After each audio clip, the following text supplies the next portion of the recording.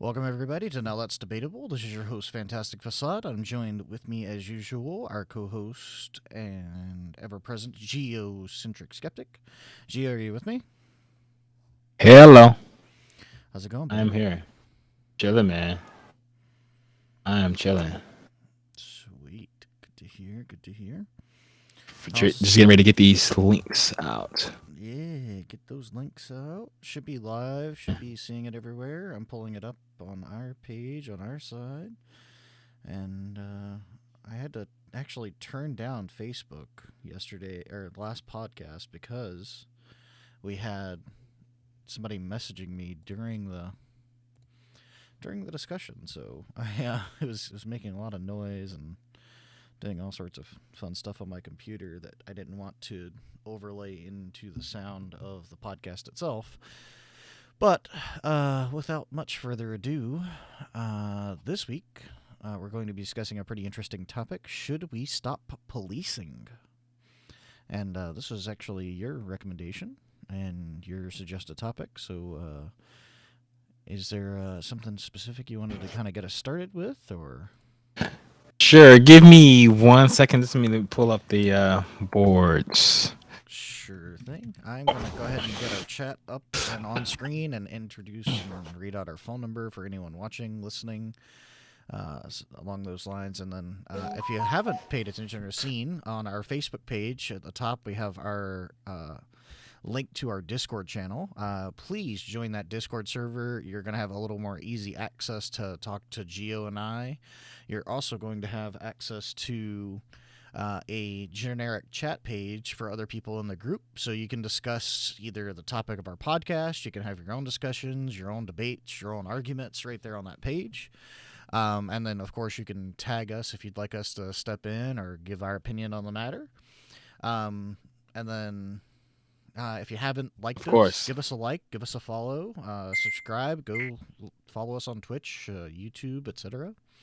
And then, of course, today during the podcast, give us a chat, say hello in chat.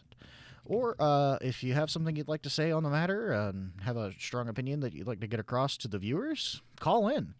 We have our number scrolling across the top right-hand side of the screen. That number is 202-888-5350, and it is being monitored currently. If you call in, both of us should be able to hear you and respond accordingly in live recording. But if you do call in, please just mute your stream if you're also watching the stream, and just try to get to a quieter place. That way it's a little easier for us to hear you and vice versa. And we'll have you on and let you express your opinion and go from there. Awesome. Yeah. So, uh,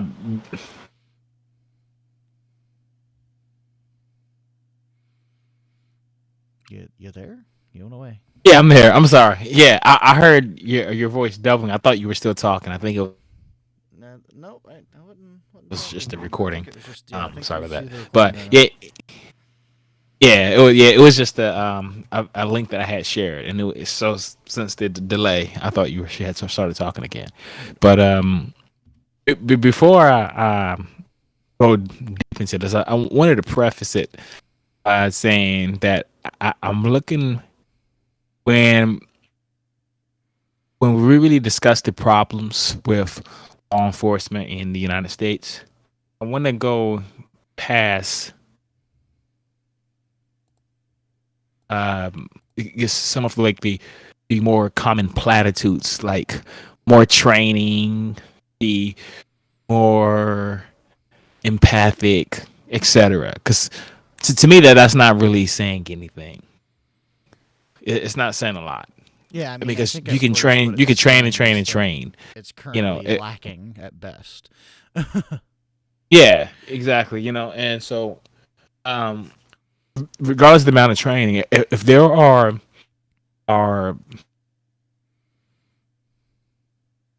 errors in the institution itself, the training won't fix it. So I wanted to I guess, dive a little deeper into it. So for one, it, as a libertarian, I am very I guess you could say, suspicious of anything that the government does, and including policing. And I don't like the idea giving so much power to individuals and trusting them to do the right thing. And even when that training, even when that trust is put into someone who has a lot of training, that that's not a factor that that I think is going to be a very good deterrent. You're going to have to dig deeper in it. I think that there needs to be administrative checks and balances that forces law enforcement to act in a way that is most conducive to the public's well-being. It giving them hours and more hours of training and uh and I guess FaceTime with the community, that that's not really going to do it. And as someone with law enforcement experience, I've sat through the some of the classes where some incident would happen, and then more training would come down, and the training would really just be in a form of some civilian just putting together a PowerPoint presentation and us just being there. And a lot of times it's made fun of and not taken seriously. So the looking at more training as a panacea, I just think is a mistake that is too often alluded to when we talking about the how we can improve the criminal justice system, law enforcement in particular. Like, what are your thoughts on that? What do you think? Yeah, so I mean, it seems that, especially with training, it's almost more times than not a retroactive kind of thrown together thing. So this happens a lot, and the problem I think is, at least at some level, rooted in the fact that it's treated almost very corporate esque. And what I mean by that is that you'll have a situation that occurs that either hasn't happened before, or that is fairly specific to happening in a specific way. And what ends up happening is there may be a complaint, or there may be issue that gets taken with it, or in the case of like police specifically, there's something that happens in the press or it's on the news or something. And then basically what happens is you call all the people that work there into a meeting, and you say, okay guys, we probably shouldn't do this anymore. And that's it as far as additional training goes, as far as I can tell. Mm-hmm. And so what ends up happening is that, yeah, I mean, you get trained on something specific, especially in the cases of like when you see something massive in the news. But what actually happens is, like, if you work at a desk job, it's kind of like that email you get from IT, or from, like the, sales team, or like when you get a massive, comment or whatever, like massive email that goes to everybody in the business. You know what ends up happening? You Mm-hmm. just ignore it, or just go straight to the trash bin. Like, you don't actually read it or care, because like Yeah. it's so blanket and generic that it doesn't really solve any problems. It's not fixing the actual issues, and it may not even directly apply to you. So it seems to me that, like, this training, additional training or whatever that people keep tending to call for when talking about the topic of like police, law enforcement, etc.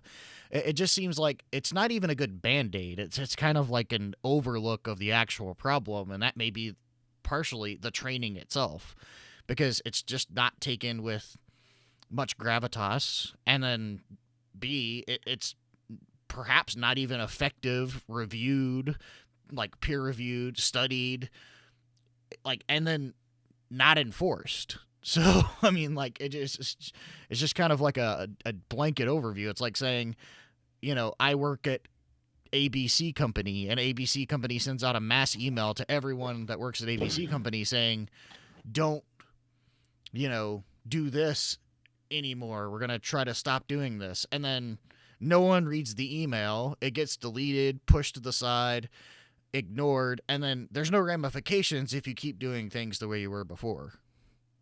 Like, that's not really an effective method of treating the problem. I agree.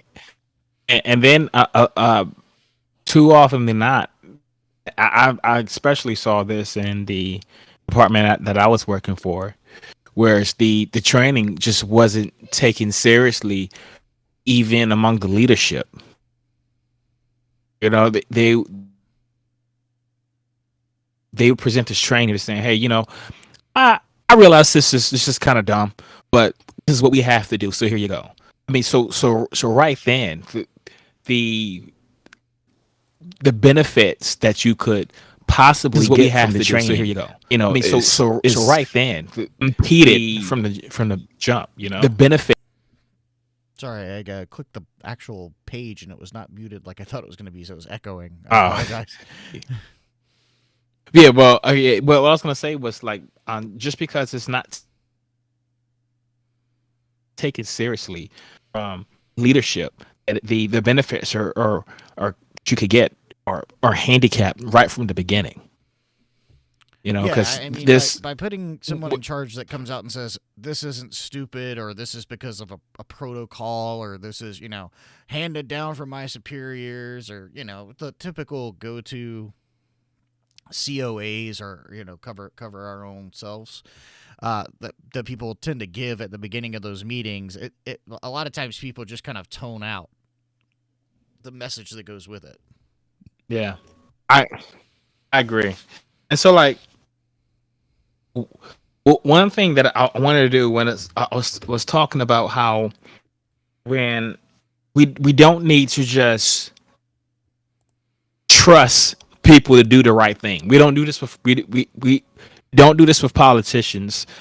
So we ought not to do it with police officers or people in any sort of capacity where they're representing the government. We don't just trust and just give additional training and trust for them to implement that training. There needs to be procedures in place to to restrict how. I'll tell you this. What we should do. You assume that you have an officer who you can't trust to do the right thing, and put in a policy that would even keep him in check. That's how you should go about this. And one of the things I look at, you know, like some of them, they're more controversial cases. I'm not gonna sorry the name and names. I know you're familiar with the what's it called, the what's his name, Philando Castile. I think that's his name is. Remember the it was a black cafeteria worker who had a concealed carry. Philando Castile. Yeah, his name. So um that interactions like that, like, they should have never happened. Well, what we need to do, in my opinion, we should start trying to limit the interaction that law enforcement can have with the public. Yeah, So if it's not necessary, I still no reason to have it. Yeah, so what I think we should clarify here is that by the question that's asked in the title is should we stop policing, is not should we eradicate police, or should we completely, you know, stop the police force or law enforcement in general. That's not what the question is. The question specifically that we're talking about, and the thing that we're trying to get at, is policing itself. So I think it may be best if we just kind of express the difference between the two, just so there's no confusion for anyone that may be watching or listening. Sure. Yeah. So when I say policing, I'm talking about um, like when you have agents of the government going out and, I guess, ensuring that laws are enforced. It's not whereas hey, an incident happened. I call the police, and then police show up retroactively. But they're proactively out there trying to make sure that uh, that whatever laws that and powers that be are being enforced. And seems like intuitively, it would seem like this proactive policing would actually be a good thing. But as history has shown, it's not. What it really does is it gives police officers the opportunity to profile, to harass, and engage in other forms of mischief. So here's I look at the fire department, right? When's the last time you seen a fire truck patrolling the neighborhoods looking for a fire to put out? Yeah, the answer to that's never. I don't think I've ever seen a fire truck patrolling looking for Yeah, fire. The only like time I've never, ever right? seen a fire truck outside of the fire station Yeah, when it wasn't on the way to a fire was probably at like a parade or a street festival or doing like a training exercise. yeah, exactly. So they're retroactive in nature, and same with the ambulance, right? The ambulance isn't patrolling. They're not driving up and down 95 looking for wrecks, or looking for injured people or anything like that. They're retroactive, and people have a tendency to think retroactivity is necessarily uh, less than proactivity. It isn't. Not in all cases, and I think the fire department and ambulance serves a great example of this. It would just be a total waste of time for ambulances and fire trucks out there looking for fires to put out. And Yeah, I that think this kind is the of leads same issue that we into run in with police. yeah, that kind of leads into a little bit of like the Just effectiveness, I was trying but to find cost the as well. statistics. For some reason you cut out and I could barely hear you.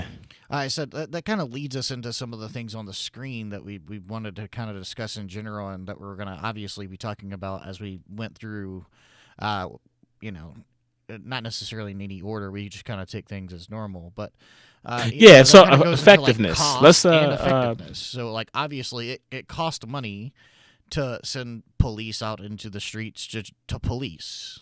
So if you don't have if they're not Mhm. just if you have people just on call, if you will, kind of like how firemen or how emergency service workers are on call for like the ambulance or for fire trucks, it pays differently than being out on the street, like versus like an active situation in which you're doing something. For instance, like traffic stops for cops is different than being at the desk on call, or fighting a fire is different than being asleep Mhm. in the Yeah, firehouse. definitely. Hmm. So obviously, like the cost difference in if we stopped policing. So like let's just kind of go into a pro and con here. The benefits for at least the taxpayer is that it would be less expensive. There would be less taxes going, at least to this facet of police service. Now, Yeah, would definitely. that cut We down talk the about like effectiveness? maintenance for. I'm sorry, I cut you off. I was going to say, like, what would that affect the effectiveness? Would that impact the effectiveness? So that's something that we have to consider when looking at this option. Yeah, I don't think it would impact the effectiveness at all. Well, I mean, sure, everything is there's going to be some sort of effect. I can't say it's going to be zero effect, but I think the impact of the amount of crime that we see out in the streets, I don't think it. I don't think we would see virtually any difference in that at all. Because I mean, just I was trying to find the statistics on this and I couldn't. But just think about what's the chances of you on a crime in progress? Like, what are the chances of a cop on his patrol? He just decides to walk into a bank to make sure everything's okay, and the bank is being robbed. Or what's the chance of him? You know, walking down the street and seeing a murder in progress. Like these things just don't happen. They're super rare. So there's no reason for these patrols to even be happening. You're just all you doing is just having more interaction between the public and law enforcement, thereby increasing the chances of something crazy happening, like someone being unnecessarily shot or beaten, and then it becoming a national story, and then facing a lawsuit, and then the city having to pay the cost of that lawsuit, etc. Like I see no benefits in it. So I think the effectiveness of law enforcement, it would still be just as strong if they were to stay if they were to operate similar to what we see with fire departments. Stay in some sort of precinct or some sort of position, and until your services are requested, then there's no need for you to be out.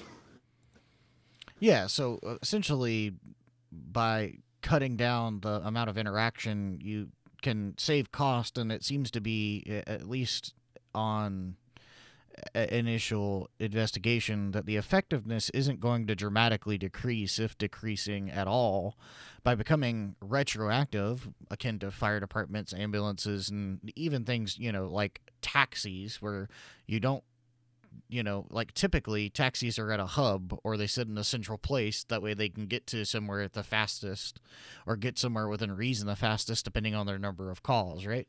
So if you have a heavily, an area that tends to report or request police assistance the most often, perhaps that their precinct could be based out of there.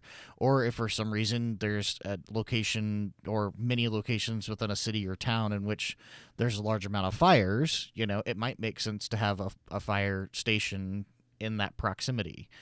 But as far as just going out and patrolling the streets and looking for crimes, if you will, that's kind of what policing is, at least in current American law enforcement, is when you have police officers out in vehicles patrolling the streets, looking into crimes, looking for criminals, observing things like uh, the traffic, people walking on the streets, etc.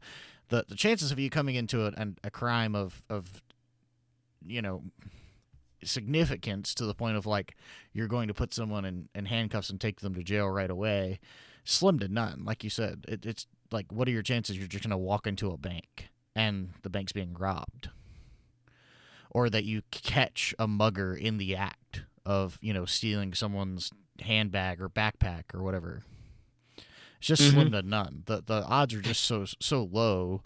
So that's why it kind of works really well as a retroactive service. Just kind of like how fire departments work. You don't call them to say, "Oh, just come and patrol this area because, sometimes houses burn down." Like, no, you call them retroactively when there's a fire because now there's an issue. Yeah, this Batman type of policing, it just doesn't work. It is I have plenty of friends that are still in law enforcement, and yeah, like you were saying, like this just chances of seeing that, like seeing a crime in progress, it's just super rare.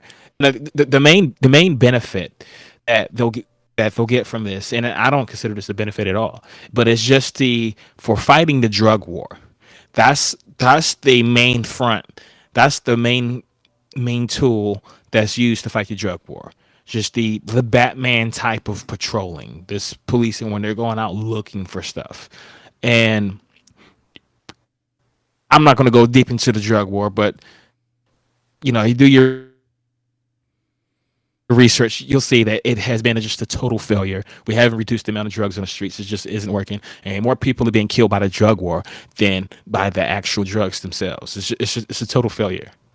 So Yeah, that, and then we've seen it that on this things is that we'll call it quote unquote soft drugs, if you will. Things like marijuana, which are now being legalized in the United States and many states. And what the only thing that you've seen with the legalization of marijuana is not an increase of crime, it's not an increase of drugs. It's literally just decrease of the number of people arrested for use of marijuana. Because chances are, if you were driving under the Mhm. influence before, And it I'll say didn't matter whether it it, was legal or not. yeah, and even with even with the harder drugs like your meth, your cocaine, it's still people still we have more lives being lost in the drug war than actually using the drugs.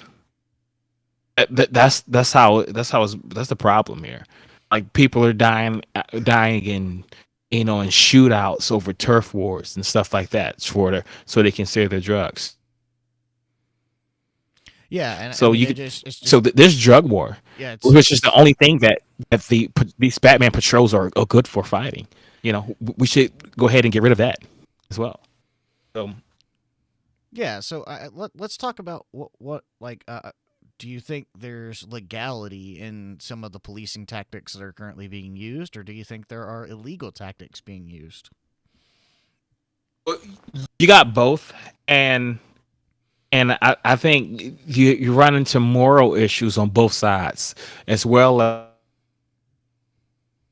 as you run into effective efficiency issues on both sides. I think it's problematic that police are allowed to lie to the public, but the public can't lie to police officers. Right? So you can trick people into making false confessions, etc. I think this is problematic. You have um, a lot of cases where you're running into things that are entrapment and sometimes borderline entrapment. Right, and then you have obvious You know, things it, like traffic la, stops, la, la, which can be illegal in and of themselves, depending on their context. Or you have what's called the hidden from plain view law and regulation that there's actually been a crackdown on in recent years, where you have mhm. police officers literally turning off their lights or sitting in unmarked police vehicles and using their lidar to check every car going by, and no markings on the car, no lights on, sitting off either on a cutout on the side of the street or in someone's driveway or in between cars where they can't be seen. So it's called out of plain view. And that's where the idea came from. Mhm. And there was some crackdown on this because police were literally just doing it to pad numbers. Like it came Yeah. down to it. Like that's why there was a crackdown on it. I mean, like nothing specifically against police in general, but this particular practice like was literally just so police could pad their numbers on number of tickets issued. So You they know, were and they were hiding. when it comes to those 100% ID checks, when they'll shut down the road and it's just checking everybody, I don't even see how that's even constitutional because like there's not reasonable suspicion involved. You're literally stopping every car that comes through. So I that it baffles me how that's even constitutional. I've never understood that. I guess it's sort of a side topic. It's considered legal. It's common to do. And as a matter of fact, I've been a part of it. I've done it. So, but I never quite understood. I did want to touch on we had talked about cost a little earlier.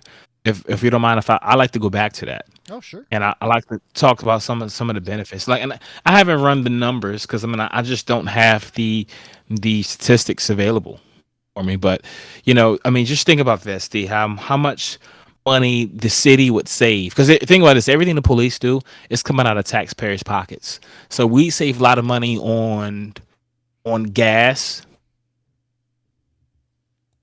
that police are using.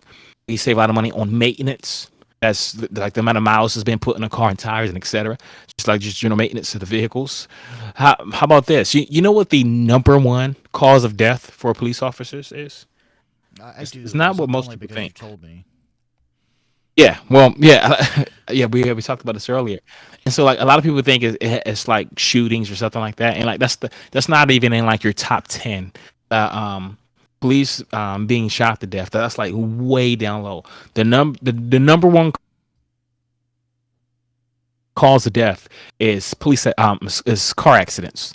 They they cops spend a lot of time on the road, and so they're prone to get in accidents. So for every cop that has ever been killed, one half one half of those deaths, 50% of those deaths, has been vehicular related. Yeah, The and cop I was can. driving and got in a car accident. Yeah, a few things to point out here is that obviously, if you live in a state with like hands free laws on cell phones, that doesn't apply to on duty police officers. And something that you may notice in Oh no, I mean they standard have a issue whole police cars, they laptop. have a whole laptop in the passenger seat Yeah, or in the center console, depending on if it's an SUV or not. But yeah. there's an entire laptop with the access to the police database so they can run your license plate. While they're And driving. yeah, while they're driving. So I mean, keep in imagine mind, this. like, So you can't even text. You can't even text and drive for your little small phone. They have an entire computer. yeah, I mean, like Especially with database. not trying to justify texting while driving. I think it's a stupid idea, and you shouldn't do it pretty much ever. But like, I know people that are so familiar with their phones that they could put their phone behind their back and send you a text with, proper punctuation to the point where it's scary good, and never look at their phone. Imagine driving with one hand, trying to read a license plate from a car that you're following, and typing that into a database system on a laptop with your other hand. Like, like, come on. Like, you think texting while driving is bad? Like, I'm not justifying it. I'm just saying, compared to some of the things that are done for typical police causes, when you're writing license plate numbers, when you're checking registration on a car, checking to see whether they have insurance, that's a lot more than just a simple text message. So, distracted driving is undoubtedly going to play into some of these cases of driving and getting into car accidents. And another big one is that a lot of times, because they're in police vehicles, they tend to be a little more lenient, I'll say, with how they obey things like speed limit signs and stop signs, even if they're not going to an emergency. Oh, definitely, definitely. So I mean, Yeah, I'm sure we've all seen it, and it's not just to point the finger and play the blame game, but I'm sure we've all seen police officers without their lights on just flying down the fast lane of a highway. Well, I mean, I can give you a specific example that both Gio and I know of the town that I grew up in, of a police officer not on the way to an emergency, traveling in excess of 90 miles an hour down these backwoods roads in the south of the United States, and it's about 2 a.m., so it's pitch black dark, and there's no street lights or anything because this is a small town, and a deer runs out in front of them, and at nearly 100 miles an hour, guess who didn't get to stop in time? And guess who totaled that brand new police car? That police it raises the officer. question: why in the world were you going 100 miles an hour in the first place? Yeah, it's 2 a.m. Ugh. Your lights aren't on. Your siren's not on. You're not going to an emergency. You weren't going to a call. We know this because all of the things that led to this accident and the police report that had to get published because of it. So it seems that, on top of cost, like things like gasoline, vehicle maintenance, tires, oil changes, stuff like that, that all get taken out of your tax dollars, you also have these accidents, which I can see. Obviously, there are cases in which you may have someone trying to escape from the law and use their car as like a battering ram. But again, that still costs the town money. But what tends to be more frequent in cost is things like new tires and changing of fluids and gasoline and driving at ridiculously high speeds, not going to emergency calls, without your sirens, without your lights on. Not only is it incredibly dangerous, it's also really bad for the vehicle, which means that you need to replace the parts on it or the vehicle more often. And another benefit that from costs is that by limiting the number of police interactions with the public, we're lowering the chance of mischief, or or some sort of incident that escalated in a way where it turned sour and it attracted national attention. when these officers are sued, they more often than not they're not paying the cost. They lose that lawsuit. It's the city. So by limiting that interaction, we're limiting the chances um w- of a lawsuit occurring. We're protecting like the public's purse essentially. So I see nothing but good. Yeah, so I mean, obviously, was there more on cost that you wanted to kind of cover, or because if not, I have a question for you that kind of moves us into another one. Okay, well, no, on cost, then that's about it for right now. Uh, Yeah. m- let's move into another one. Under effectiveness backslash ramifications, what do you think the ramifications would be of stopping policing in general? And what I mean by that is turning it into a retroactive service only. So if you took the model of firefighters and you applied hmm it to police across the board in the United States, what would the ramifications be? I think the ramifications would be a freer public. I think it would be um the the public's welfare being better served. I think it would mean fewer like instances when we're seeing police on the highway doing dangerous things with their cars, whether they're running code 3 or not. And code 3 says that means lights and siren. That's it's the police term. But like I think it's you'd see less abuse, less mischief going on. And honestly, this would render law enforcement. This would render the government essentially helpless in fighting this 50-year drug war that's been an utter failure. That's what I think would be the ramifications of this. Do you think that crime would dramatically increase? So I was talking to a buddy a few weeks ago who um he's a police officer on in a DMV area DC area, and he had argued that policing, like these Batman type of patrols, they they offer a deterrent. He says that it it criminals are going to be less likely to, and people are going to be less likely to engage in crime, knowing that a cop could be around the corner just doing the patrols. And I don't think so. I just disagree because I think at most it would these Batman type patrols would only delay it for a minute or so, right? Because let's say you're spraying graffiti on the side of a building, right?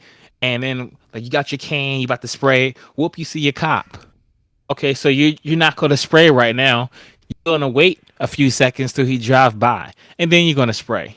Or if he sticks around, you can just go somewhere else and spray where the cop isn't. I, to I think to use the deterrent to describe policing, I think it's just a gross misuse of that word because it is not a deterrence.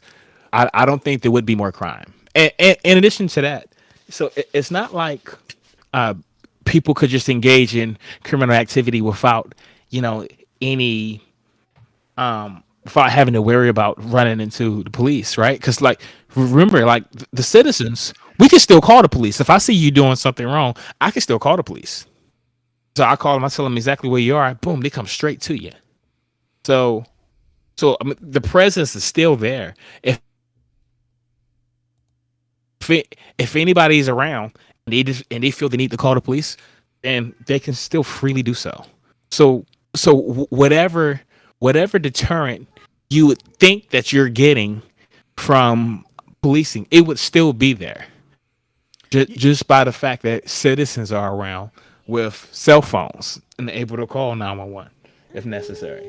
Yeah, just to kind of piggyback off that into by proxy is that essentially by being able to have citizens call the police, going back to like the concept of having police just as an on call, the chances of them getting there from a centralized location in the city might be even higher than them just patrolling the streets, and then it just happens to be that they're so far away that it would take them even longer than getting there from like a centralized location. That may not always be the case, but by having them on like a dispatch system where they can dispatch from a central location, at least you know, oh, well, I know where the nearest location is. I know how long it'll take police to get here or about.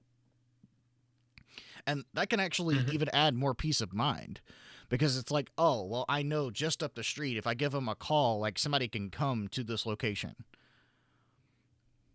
versus like having someone like, oh, sure, they're out and about and they're always patrolling the streets. I just don't know where they are. Or even if I know where they are, because they're not currently visible, it's not going to stop a criminal from performing a crime unless the cop is literally just standing in front of them. Yeah, and in that case, they can just either wait for the cop to leave or go somewhere else and commit the crime. Like I said, it is hardly a deterrent. It is not worth the the the harm that it has done. It is not justified by the minuscule deterrence we supposedly get from that I argue is actually non-existent. Yeah, I agree completely. I think that chances are, if there's a, a criminal either in the act or about to perform an act and they notice a cop as a deterrent, then just waiting or doing it later or doing it at a different location is all it's going to be required because you've already committed to doing this act. It doesn't matter that someone's there at this current moment. You can just wait. But with the concept of, oh, well, if there's always cops everywhere, I mean, they're with the invention of cell phones, you can just call the cops if there's an imminent situation happening. Cops get called, so be it. That's the closest thing you can Hmm. kind of get to stopping a crime in progress, is having the public report the crime as it happens. Yeah, and that's usually how police find out there's something that requires their attention in the first place. A citizen sees it and then tells them.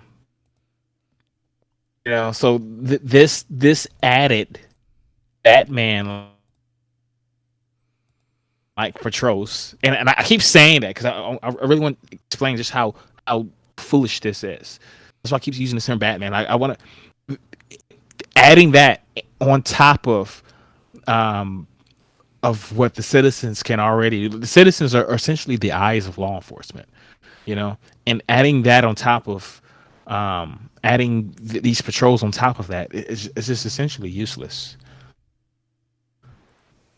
I, I like the idea talk about weeding out the bad before we run Sure. into too much time. Yeah, absolutely. So obviously, with weeding out the bad, we kind of talked about just cutting down policing altogether. Do you think there are steps in the process that we could take to help reduce policing, or are you talking about weeding out bad cops? What do you mean by that?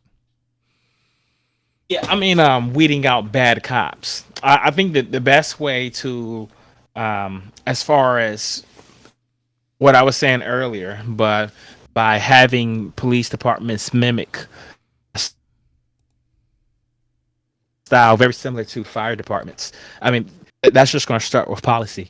You got to talk to your local government and say, hey, we want these changes. We don't think this is necessary. We don't think this benefits from it. So it's going to have to be nationwide, and you're going to probably going to start out with um, probably different jurisdictions, experimenting, and then once they find out for themselves whether or not it works, and then you'd probably see it, spread out. But when I was saying weeding out the bad, I was talking about weeding out some of these bad officers, because a lot of times they stick around. Like some of the times when you see like the most brutal killings, they have a history of of being just physical, history of abuse. This usually isn't their first time when a cop does something really dumb. Are you familiar with the shooting of Daniel Shaver? I'm not. You're probably not his name, but if I were to show you the video, you would know exactly what I'm talking about. So it's this video where it's this officer. He runs into a Daniel Shaver was this guy. He was in a hotel. He had a pellet gun, and um, he and his friends were playing with pellet gun inside the hotel. Police is called. Guy shows up there with an M4. Police show up to the hotel with an M4, Mm. and Daniel Shaver is laying on the ground, and the police officer proceeds to give him these very confusing and sometimes contradicting instructions. And the guy's struggling to obey it, for one, because I mean, not only does this guy have the stress of having a M4 pointed at his face, but I was listening to it perfectly calm, and I was having a hard time understanding the cop's instructions. And on top of that, the cop tells him, he was like, "Hey, I'm going to tell you this one more time, and if you get it wrong, I'm going to be forced to shoot you." He said something like that. Like it was just insane. And he tells the guy to keep his hands. He told him to get it, put your knees and hands on the ground, like in all fours, like in a dog position, Mm. and then walk to him, but keep his hands on the ground.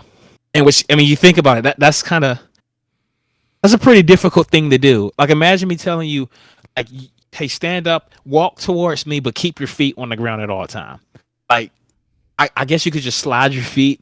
Like some of this is kind of hard to think through. Like his instructions weren't making sense. And then while Daniel Shaver is trying to obey his instructions, he tells him to walk towards him, which is not something you should do as an officer. He told the guy to lay down. Uh, he's still, and where he can't, make sure he's laying on the ground where he can't see you, and then you go to him. You don't let him walk to you. But anyways, he's letting him walk towards him, crawl towards him, and his pants fall. So he pulls up his pants, and then the officer unloads maybe like 10 rounds of 5.56 on a guy, kills the guy. This this cop, we found out, had a history of just very physical interactions with the public, like unnecessarily physical. Like the head showed, it was just but like a year before then, he beat up some lady in a gas station, and then it was like a long list of complaints. And this guy was just moving from department to department, and it makes me wonder,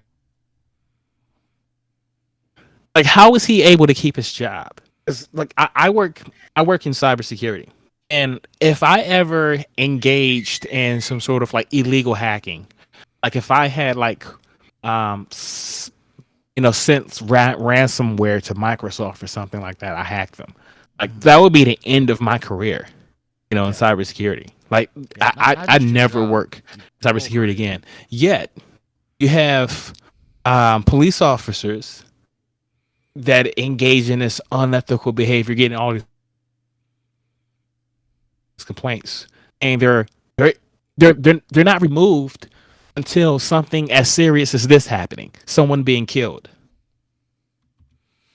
And Yeah. So so, I mean, that leads me to the question: do you think there's a problem with the screening process of allowing officers in, or do you think that there should be stricter consequences for things like physical interactions with the public initially, or do you like a combination of both, or do you think there's some alternative that would work better than all of that?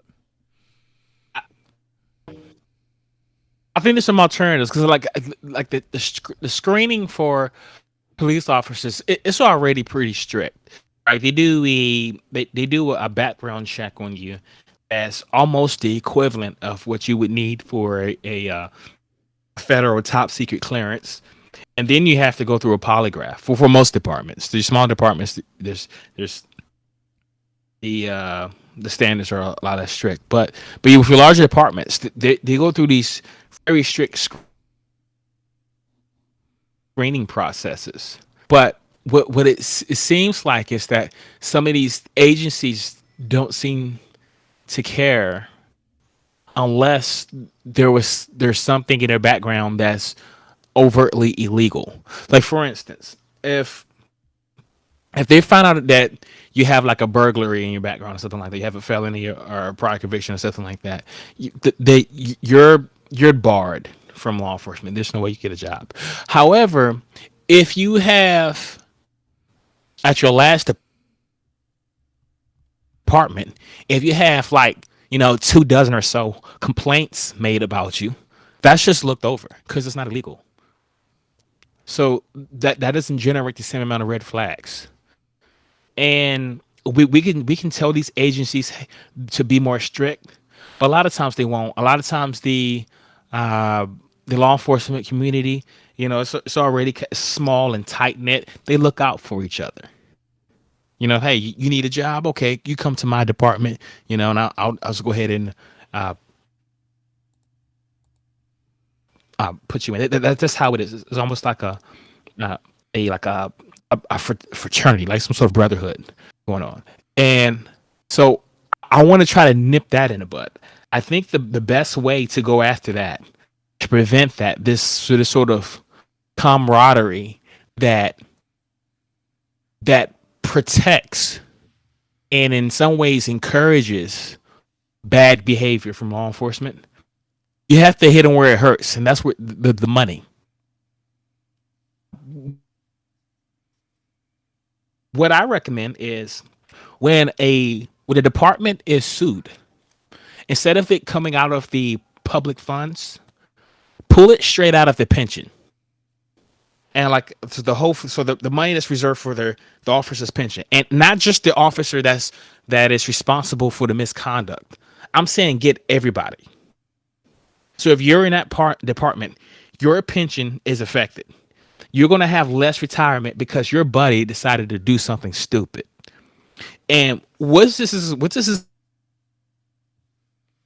going to do? This is going to make officers think twice before letting a hothead in their department. This guy that shot Daniel Shaver, right? What's his name? His name is Philip Brailsford, right?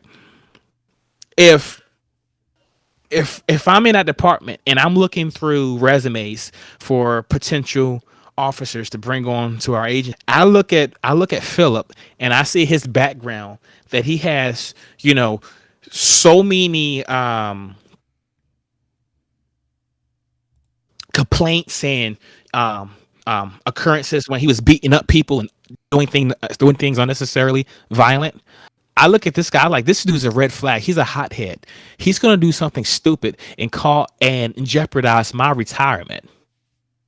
So this is going to create an incentive for to be extra strict and to weed out some of the hotheads that you would see in law enforcement that do some of these crazy things, like kind of like the unfortunate thing that happened in Daniel Shaver.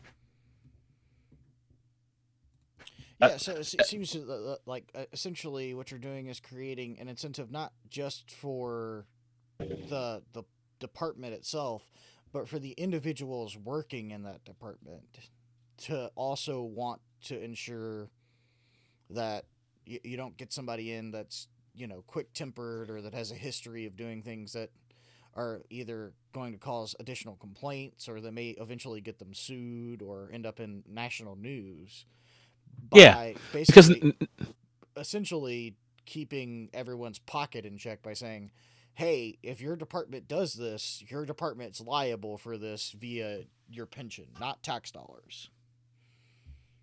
hmm yeah, we're going to jeopardize your livelihood because one of your officers got out of check, and so and because what usually happens is with these departments, everybody is like some of the more corrupt apartments. I'm sorry, departments that we see. For instance, Baltimore, they have a huge history of corruption. That's like the most the Baltimore City Police Department is like the most corrupt police department in the country. And what happened was there weren't that many corrupt officers. There was a few. However, there was a lot of officers that sat by and let it happen. Right, Why? because it Because wasn't their it right. wasn't seen as their problem. However, if what you do can now affect my livelihood, I'm gonna be more likely to keep you in check. Because when you do something stupid and get sued, I'm gonna have to pay for it.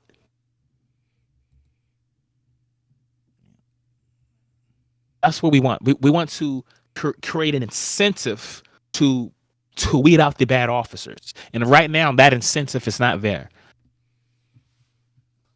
because the powers that be that have the ability to weed out the bad officers have no reason to do so because it just doesn't affect them. So, what do you think? Kind of not changing the topic altogether, but just kind of Mhm. as we approach the end of our time together, what's the worst case scenario or best case scenario of doing something like stopping the policing? What do you think? I'll let you take either or both if you can do it. Quickly within the time that we have remaining. Mhm. Uh, worst case scenario is worst case scenario is there's no change at all. I don't see how it could get worse, Do you think but a massive spike in crime? Don't you think that would be worse? that would be worse. But I don't think I don't see how a massive spike in crime would occur because, like I was saying earlier, the patrols don't prevent the crime. But yeah, that could be a worst case scenario if that were to happen. I just don't see that happening. And I just think it's highly unlikely, considering how ineffective patrols are. Because and like I said, so in a way, those patrols they could still be there, but they're happening vicariously through citizens. So now we're taking a judgment out of the police officer's hands. He no longer has the ability to racial profile someone, to harass someone, to engage in some sort of mischief or abuse. He no longer has that. That he's dependent on the eyes of another citizen saying, "Hey, I see this crime. I see this bad thing happening. Now I'm going to call the police." So we're taking the discretion out of that officer's hands. I mean, this is a essential um, function that I'm extrapolating right from the Constitution. And that's how checks and balances are formed. That's what separation and powers are. We're taking the discretion out of a certain power's hands, out of a certain branch's hands to prevent abuse. That's exactly what I want to do for law enforcement. So worst case scenario, sure, crime could spike. I don't see how that happened. That would totally shock me. But I guess that is going to be your worst case scenario. Best case scenario, limited interaction between citizens and the government, i.e., police. And I think that's a good thing. That's the way it should. That's the way it ought to be. We save a lot of money from lawsuits maintenance of vehicles, etc.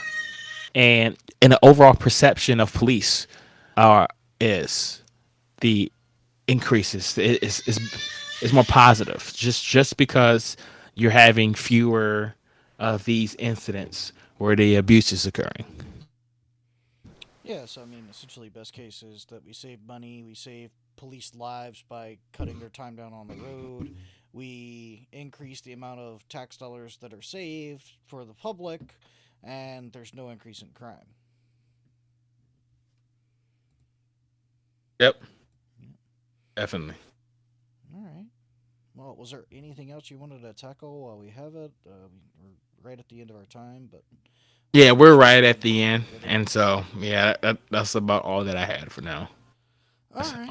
all I have time for. Yeah, fair enough. Well, let's go ahead and wrap things up. I'll switch over to our thanks for watching page. If you haven't already, please give us a like on Facebook and join our Discord page. You can obviously follow us on Twitch. Let us know your comments. Send us an email. Give us a comment, shout out, whatever. And we will respond accordingly. And you can reach us on all the various social medium. Um, is there anything you wanted to add? No, well, I say, hey guys, thanks for tuning in, and we'll probably see you in. We won't be streaming next week, but we'll probably see you in 2 weeks. Yeah, probably won't stream next week, but 2 weeks from now, schedule may continue as normal. Just kind of pay attention to all our social media for updates accordingly. And thank you guys for watching.